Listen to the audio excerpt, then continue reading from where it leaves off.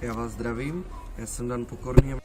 My jsme skupina mladých křesťanů ze Znojma, který mají na srdci vizi, kterou jim Bůh vložil do srdce, a je to vize o probuzení mládeže v Evropě. A snažili jsme se proto něco dělat, dělali jsme různé akce a evangelizace, ale vnímáme, že nás teď Bůh volá ke křesťanské mládeži a k tomu, aby jsme je povzbuzovali, aby jsme se za ně modlili, abychom dělali různé akce, které budou vyzbrojovat, povolávat a obnovovat mladou generaci. A díky této vizi vznikla konference Obnova, která bude teď 28. a 29. června. Vize této konference je obnovit, povolat, vyzbrojit a vyslat mladou generaci k velké žni v evropské mládeži.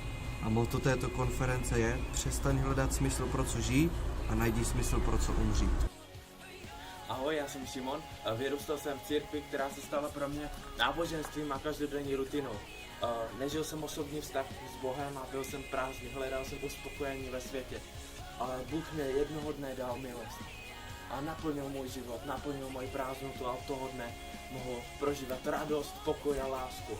A chci tě povzbudit, jestli je u tebe něco podobného, máš pocit, že jsi vyhořel, nebo že potřebuješ víc Ježíše ve svém životě, hledovíš po Ježíši a chceš víc jeho lásky, víc jeho radosti, tak přijď na konferenci Obnova.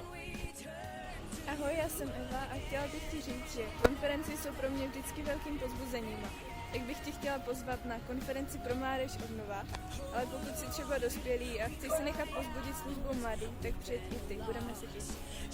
Čau, přijel jsem do Znojma, abych se setkal s týmem mladých lidí, kteří se říkají Team for Jesus, a je to taková správná parta několika mladých lidí.